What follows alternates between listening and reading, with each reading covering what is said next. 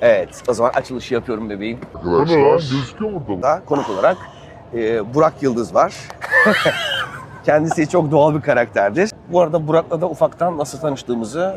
Daha sen bekarsın. Evet, titreşimli olacak, titreşimli olacak. Fıtı fıtı biri geliyor. Geldim yürüme. Abartma lan sen de. Söyle yavrum dedi. Ve o kadar çok geliştirdi ki fotoğrafçılığı bıraktı. Bu benim videom. Sen hayat hikayeni anlatın. Biz nasıl tanıştığını Ama anlat. doğru. Geçelim dedik. Adam yırtıl dedi gidiyor.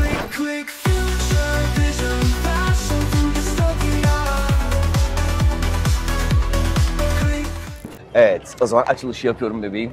Evet. Sevgili Bu ne arkadaşlar. lan? Gözüküyor mu burada bu? Gözüksün, gözükmüyor. Ha. Gözükmüyor. Al şimdi oynattın gözükecek. Bak. Al işte. Tamam gözükmüyor. Sevgili arkadaşlar selamlar. Ben Barış Taşkın. Bugün videomuzda konuk olarak Burak Yıldız var.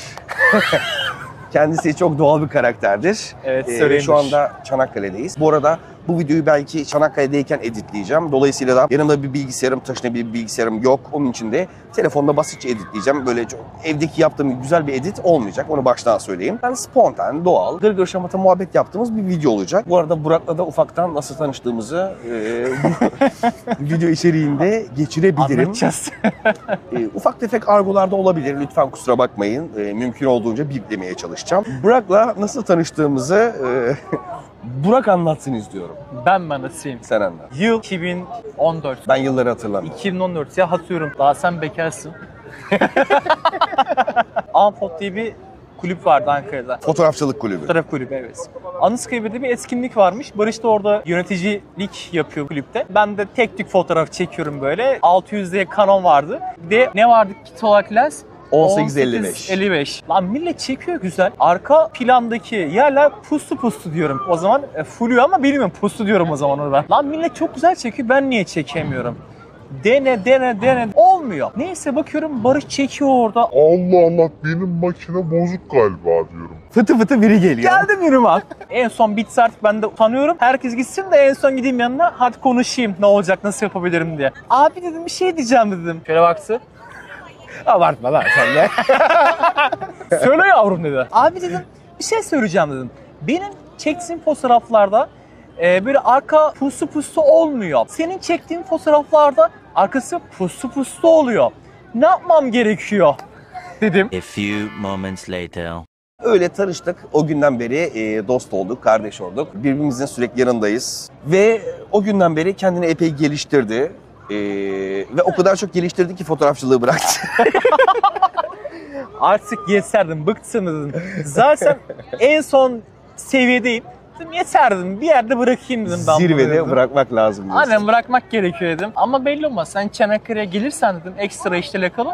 Eski fotoğraf makinemi, ekipmanlarımı satarım. Belki şu an hani yavaş yavaş satmam gerekiyor aslında. Güzel bir ekipman, lens. Yavaş yavaş başlarım diye düşünüyorum. Bak 5 yıldan beri Çanakkale'yim ben de burada. Yani ortalama 5-6 kere falan kullanmışımdır. Hala ekipman duruyor ama soğudum galiba, bilmiyorum. Daha önce şey yapardım. Fotoğraf makinemi alırdım heyecanla. İşten çıktığım gibi hemen otobüse binerdim. Ankara'dayken geceye kadar alırdım fotoğraf makinemi. Nerede çekebilirim? Uzun pozum Burak'cığım, olur. bu benim videom. Sen hayat hikayeni anlatın. Biz nasıl tanıştığını Ama anlat. doğru. Geçelim dedik. Adam yırtıl dedi gidiyor ya. Öyle bir şeydi.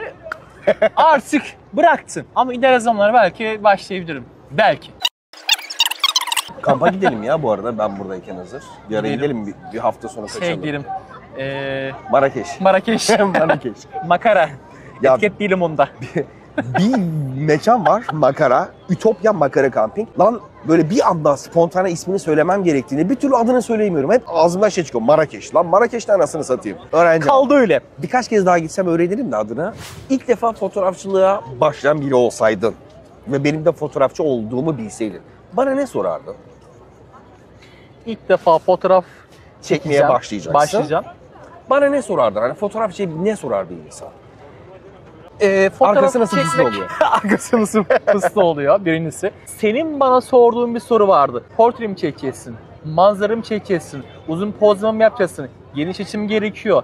Kuş çekimi, telezom gibi bir şey, bir lens mi gerekiyor? Makro mu çekmek istiyorsun? Ben bir tanesini söylemedim. Ben hepsini istiyorum. İlk verilen lens hani Yeter. işte. Hani ilk öğrenmek için bu yeterli olabilir. Senin sorduğun aynı şeyi sana soracağım. Senin cevabını az çok tahmin ediyorum aslında. İlk fotoğraf çekmek istediğin zaman işte hangi bir lens alman gerekiyor? Ne çekmek istiyor? Şöyle, Gibi. ilk defa fotoğrafa başlayacaksa bir kişi önce makineyle beraber gelen kit lensi kullanmalı. Niye? Çünkü ne çekmek istediğini bilmiyor. Daha yeni başladı fotoğraf çekmeye. Dolayısıyla ne çekerken hoşuna gidiyor, neyi çektiğine daha çok zevk alıyor. Önce onu keşfetmesi lazım. Makro, yakından çekim fotoğraflar daha çok ilgisini çekiyor. Onu keşfetti. O zaman gidecek makro lens alacak. Portre insanları çekerken daha çok hoşuna gidiyor. O zaman gidecek 50 mm, 85 mm hatta 135 mm lens alacak. Dolayısıyla önce bir kit lensle başla derdim. Önce kendini keşfet. Ne istiyorsan onu keşfet. İlk fotoğraf makinesi aldığın zaman bazı kişiler otomatik modunu ayarlayarak şak şak şak çekmeye çalışıyor. Ne bileyim AV diyor mesela, bunun hangi modlardan otomatik olarak geçiyor. Hangisinden başlamam gerekiyor? Nasıl öğrenmem gerekiyor? Şöyle, eğer fotoğraf makinesini yeni aldın ve hangi ayarları kullanacağını bilmiyorsan önce bir YouTube videosu izleyeceksin. Açacaksın Barış Taşkın fotoğrafçılığı. Evet. Oradaki Takip YouTube edelim, videosunu yorum yapalım, izleyeceksin. beğenelim. Bence de hemen dipnot. Önce bir fotoğraf makinesinde ISO nedir, shutter nedir, diyafram nedir, bunların ne olduğunu öğrenmesi lazım. Bu üç kombinasyonu, bu şeytan üçgenini veya üç ayak artık ne derseniz makinede deneyerek, değiştirerek nasıl bir sonuç elde ettiğini görmesi lazım. Yani öğrendiği teorik bilgiyi pratiğe dökmesi gerekiyor. Ondan sonra zaten bu ayarları değiştirerek öğrenecek. Sen de öyle öğrenmedin mi? Çünkü otomatik alan insan ne yaptığını bilmediği için otomatik şak şak. Kibiri kibiri şak şak şak şak şak şak. Hadi yavrum bir daha vur şak şak şak şak şak. Şimdi cırlink cırlink pırr şak şak şak şak. Ya benim beğendiğim, internette gördüğüm fotoğraflar gibi olmuyor diyor. Diyaframını ayarlamıyorsun. Ondan sonra ensenteriyi ayarlamıyorsun. Öyle internetteki çok beğenilen fotoğraflar gibi fotoğraflar çekilmeyecek tabii ki de. Aldığın makine yapan firma nasıl bir algoritma kullandıysa lensten içeri giren ışığı o algoritmaya göre işliyor ve ona göre diyor ki shutter şu olmalı, diyafram bu olmalı. Yani sen makineye bırakıyorsun. Ama makineye bıraktığında makine her zaman doğru karar veremiyor. Bazen arka fon çok aydınlıksa ön tarafta çektiğin kişinin yüzü karanlık çıkıyor. Çünkü makine shutter'ı arttırıyor, bu sefer sen karanlık çıkıyorsun. Makineye bırakırsan bu tarz problemler yaşıyorsun. Sen sürekli otomatik modda çekim yaptıysan, manuel mod kullanmayı hiç öğrenmeye tenezzül bile etmediysen o gördüğün güzel fotoğrafları elde edemeyeceksin. Mesela makine almadın diyelim. Almayı düşünüyorsun. Bana ne sorardın? Profesyonel fotoğraf makinesi alacaksan birincisi bütçen. İşte benim Onda- dostum dedi, Eyvallah, kardeş eyvallah. bu lensle hiç bok yapamazsın. Ama hakikaten yani 1855'te öğrendikten sonra eğer böyle full frame bir makine kullanıyorsan da onda kit lens 24-70'tir. Full frame karşılığı. Onu öğrendikten sonra sen zaten lensini tercih edeceksin. Hangi lens aldın ek olarak? Tamron 1750 vardı. Hatırlıyor musun onu? Hatırlıyorum 2.8. 2.8 aynen. Sabit 2.8'de hatta. Sabit 2.8. Evet. Yani tamam bir 50 milimetre kadar olmuyor arka Ya 1.8 piller. diyafram gibi olmuyor ama. Olmuyor ama yine de bir al birincisi oluyor Tabii, sonuç olarak. tabii. Hem ben manzara olarak çekeyim, hem biraz makro da aşırı değil ama hafif makro da yapabilirsin. Hem de portre de yapabilirsin. Bunu aldım. Kullandıktan işte nedense belki 2 yıl kullandım.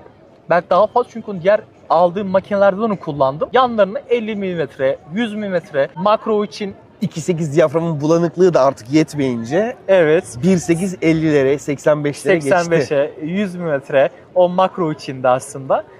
70-300 vardı. O da telezom, işte kuş çekeyim. Tabii bilmem kuşa da ne. sardı. Ya Burak şöyle, önüne gelen her şeyi çekmek istedi. Yani çünkü öğrenme safhasındaydı. O ilk makineyi aldığı ilk 1-2 yıl zaten onu öğrenme saymıyoruz. Çünkü hani bir şey öğrenmemişti. Bize geldiğinde gibi oldu. Bizi geldiğini. Eti kemiği hepsi sizin diyerek Ama bize geldi. şaka bir kadar öyle sonuç olarak. Yavaş yavaş öğrenmeye çalışıyorum. YouTube bilmem ne falan bilmiyordum. Hani kendim deneyerekten evde deniyorum. Bakayım karanlık. İşte ne yapmam gerekiyor? Diyaframı çekeceğim aşırıya. 1.8 varsa hani dene öğrendim onu. Kulübe başladıktan sonra yavaş yavaş sen nasıl yapmam gerektiğini yardım ettin. Sadece sen değil, benden daha tecrübeli arkadaşlar da vardı sonuç olarak. Kimse şey yapmadı mesela, yok kardeş bakmıyorum ben söyleyemem falan gibi muhabbeti olmadı. O hoşuma gitti O yönden gerçekten. hakikaten güzeldi. Çünkü bazı insanlar ego yapıyor. Bir bilgisi var, elinde bir bilgi var ve o bilginin başka kimsede olmasını istemiyor. Hani tek ben bileyim, herkes bana gelsin modunda. hoş Ama değil o işte. fotoğrafçılıkta en azından bizim kulüp içerisinde öyle bir şey yoktu. Herkes ne biliyorsa bildiği kadarıyla soran herkese birbirlerine aktarıyordu. Hatta ornitocular, kuşçular vardı grubun içerisinde. Portre model çekenler vardı. Düğün fotoğrafçıları vardı. Şey var, makro için Ya. Ayfer miydi? Ayfer Hanım mıydı bak bu? Ayfer diye atma kalmış ama Yani kısacası her makro tarzda. kelebek falan çekildi. Çok Evet, güzeldi evet. aslında onlar da. Her tarzda çekenler vardı ve ben de aslında kulüp içerisinde birçok bilmediğim şeyi öğrendim. Makro çekilirken neye dikkat edilir? Mesela bir ornito kuş çekimi yapmak istiyorsan ne tip lensler kullanmalısın gibi. İşte bu şekilde kendimizi geliştirdik. Şimdi de yani Burak bırakmış olsa da ben kendi çapımda fotoğraf çekmeye devam ediyorum ama zaten YouTube'da da kanalımda videolar izlediyseniz fark etmişsinizdir. Artık yavaş yavaş videoya kaydım. Sor bana neden videoya kaydın diye. Güzel soru. Sen bana soracaksın. Ben Tamam. cevaplayacağım zaten. Vereceğim de. Şimdi bu videoda olsun mu olmasın bilemedim de. Olmadı keserim. Sen bir söyle. Keseceğim yani belki de. Bilmiyoruz. Bakalım. Birinci, tamam bu ilk önce senin ilk çekimlerini hatırlıyorum. Bir arşiv, ücret talep etmedin çoğu kişilerden yani. Kimseden almadın yani o şekilde. Ticariye Yani. para kazanmak için diyorsun. Ya tamam bir de. sen Hacı bu soruyu sen niye cevaplıyorsun ki? Sen bana soracaksın, ben cevaplayacağım. Onun için sor bana dedim. Sen kendin cevaplıyorsun. doğru söylüyorsun. Barış para kaygısı yüzünden videoya geçmedeki amacım aslında birkaç tane. Tek bir amacım yok. Birincisi portre model çekimlerinde Burak'ın da söylediği gibi, çünkü biliyor beni. Belli bir portfolyo oluşturmak istedim. Çünkü yarın bir gün bir şirket, bir firma bana fotoğraf çektirmek isterse benim daha önceden yapılmış olan çekimlerimi görmek isteyecek. Yani. Ama yok. Dolayısıyla o çekim portfolyosunu elde etmeye çalıştım. Orada ücretsiz çektim. Çünkü düşünsene birini çekeceksin, para istesen, kardeşim o zaman ben sana niye çektireyim, sen kimsin ki diyecek. Çünkü Tabii fotoğrafçı canım, değilim, öyle. bir şey değilim, bir statüm yok yani. Ufak ufak ücretli portre model çekimleri yapmaya başladım. Ama orada da pandemi araya girdi. Pandemi sürecinde insanlar video izlemeye alıştılar. Böyle kısa videolar. Evet. Ve pandemiden çıktıktan sonra artık insanların sabit bir kare görmek istemediğini, bir video akışı yani bir o fotoğrafın öncesinde ne oldu, sonrasında ne oldu bunları görmek istediğini fark edince dedim ki Barış o zaman videoya geçme zamanı geldi. Sana para kazandıracak şey bu diye düşündüm. O yüzden video çekmeye başladım. Bu arada yine fotoğraf çekiyorum ama daha çok video çekiyorum. Mesela zaten sayfamda görmüşsünüzdür. Hem Instagram'da hem YouTube'umda. Bu arada takip etmek isterseniz Instagram adresim de şu. Orada Atlarda yukarıda bir yerlerde var yani. Bir yerlerde var. Ben hemen şu an koymuşumdur. Çekmeye devam ediyorum ama video daha çok. İşte profillerimde zaten sokak fotoğrafçılığı videoları da var. Hoşuma gidiyor. İnsanların şaşırması, görmesi, sevinmesi, hani çektiğim fotoğrafları beğenmesi. Ve bunu da kayda alarak sizlere ulaştırmaya çalışıyorum. Ama tabii bulunduğum semtte bunu pek yapamıyorum. Niye? Çünkü Ankara. Biraz Ankara çünkü. Döverler ama burada Çanakkale'de yapıyorum. Zaten en çok Çanakkale'de sokak fotoğrafçılığı yaptım. Hatta Az kaldı Çanakkale gelmen. Çanakkale'ye bir yerleşsem İnşallah. ben deli gibi videolar çekerim, içerikler oluştururum da şimdilik bu tarz böyle havasını soluyarak buranın insanlar falan tabii Ankara'ya göre çok daha hoş görürler. Güzel şeyler yaparım. Ama birazcık daha zaman var tabii buraya yerleşmek için. Bir anormallik bir durum olmadığı sürece buraya gelmenizi ben de çok isterim çünkü. İnşallah. Geleceğiz yani daha zamanım var. İnşallah geldiğimde de bomba gibi buraya giriş yapmak istiyorum. Video, fotoğraf, içerikler ve YouTube sayfası olarak. Şimdilik amacım siz izleyenleri en azından böyle ihtiyacınız olan, beğenebileceğimiz ufak tefek içerikler oluşturup sizden birazcık etkileşim almak. Bu arada videoyu beğenirseniz, yorum yaparsanız özellikle takip ederseniz çok sevinirim. Bunu da tekrardan hatırlatmak istedik değil mi? Tabii ki de. Bana bir şey daha sor. Bana bir şey daha sor. Sana bir şey. Zorla şimdi soru o kadar sordurtuyorum. soracakmak konuşamıyorum. Hava çat. Cevap vereceğini biliyorum ama burada belki olmayabilir diye. Küfürlü olabilir o yüzden dolayı kesilmiyorum. Yanlış anlamayın. Hiç alakası değil. O küfürle alakalı değil de. Sana Sen oğlum var ya. Sakala canalım. Allah seni alsın. A few moments later. Az önce hafıza kartım doldu. 512 GB'lık hafıza kartını doldurmuşum. Boşaltmayı unutmuşum çünkü. O yüzden bir şeyleri boşaltıp videoya tekrardan başladık. Umarım kadrajda çok bir değişiklik yoktur. Bu arada kullandığım bir hafıza kartı var. CF Express kart. Çok memnunum. Onu da size anlattığım yeni bir video çekeceğim. Ve bildiğin yeni video reklamı gibi oldu azıcık. Ufaktan videoyu kapatacağız. Fotoğrafçılıkla alakalı bir hevesiniz varsa, niyetiniz varsa muhakkak şu an hemen başlamalısınız. Çünkü yarın bir gün fotoğrafçılığa heveslenip de bir makine alayım, bir lens alayım dediğinde Türkiye ekonomisinde biliyorsunuz her şey her geçen gün daha da zorlaşıyor. Başlayacaksınız şu an hemen yarın gidip ürünlerinizi almanız gerekiyor. Türkiye'nin ekonomisi artık böyle Ya maalesef. mükemmel bir şey almaya çok da önemli değil. İlk Öğrenmek başlangıç için. ya aslında önemli aslında ekipmanlar ama ilk başlangıç olarak yapacaksan bu şekilde kit lens bile yeterli. İlk Peki başlangıçta. sıfır mı önerirsin ikinci el mi? İkinci el. İlk başlayacak için. İlk başlamak için düşün sıfır, ben hiç sıfır almadım o zamana kadar, ikinci el aldım. Hep ikinci el temiz, hatta beraber gittik, denemelerini yaptık, çekimlerini yaptık. Ben artık güzel bir şekilde güzel çekimler yapacağım. İleri zamanları düşünerekten biraz daha bundan bir ekmek yiyeceğim diyeceksen hani sıfır almak olabilir yani. olabilir, Neden evet. olmaz? Ama lenslerde sıfır almak bana mantıklı mı bilmiyorum. Evet. Benim düşüncem bu. Ben bir kere şey aldım. Ne almıştım ben? Şimdi 16-24 Tokina. var, Tokina vardı. Tokina. Onu sıfır almıştım. Ya bir de. şimdi bir de O. benim heveslendiğim bir lens var. O da geniş açı. Samyang'ın 14-24. Biri sponsor olursa süper olur tabii. Ama o kadar tanınmıyoruz maalesef. Muhteşem bir lens. Var ya 10 numara bir lens. Diyafram kaç şu an? Diyafram 2.8 olması lazım. Ama şöyle söyleyeyim sana. Geniş açıda görüntü dağılıyor ya. Adamlar o dağılmayı çok güzel kontrol altına tutmuşlar. Çok güzel. Keskinliği çok güzel. Dağılması çok güzel. Chromatic aberration işte yok denecek kadar az. Deneyenlerin videolarını falan izledim. Niyetim gezerken çekim yapmak için. Çünkü gezmek istiyorum artık. Belli bir yaşa geldik. Gezme zamanımız geldi. Gezerken de güzel manzaralar çekmek istiyorum. Onun için de inşallah yakın bir zamanda. Yakın bir zaman dedim de belki 2 sene, belki 3 sene, belki 5 ay sonra bilmiyorum. Samyang 14-24 lens yapıştıracağım. Onunla ilgili de bir deneyim videosu muhakkak çekeceğim. Ha bu arada şu an size çektiğim ekipmanları da söyleyeyim. İlk defa bu videoyu izleyenler için. Sony A54 var. Üstüne de Sigma'nın 24-70 f2.8 DG-DN Mark II. Yani ikinci jenerasyon lensi var. Bu lensten de çok memnunum. Ama 24 mm artık geniş açıda bana yetmediğini düşünüyorum. Özellikle mekanların videolarını çekerken, iç mekanda çekim yaparken Evet. dar kalıyor. Dar yerler, o da oluyor. Ya bazen sonuç şey olarak. geliyor böyle çıkartacağım telefonumu, onu geniş açı moduna alayım, ondan çekeyim diyesim geliyor. Var mısın lan? Bir sonraki akşamda burada bir Burada. CF Express kart tanımadım.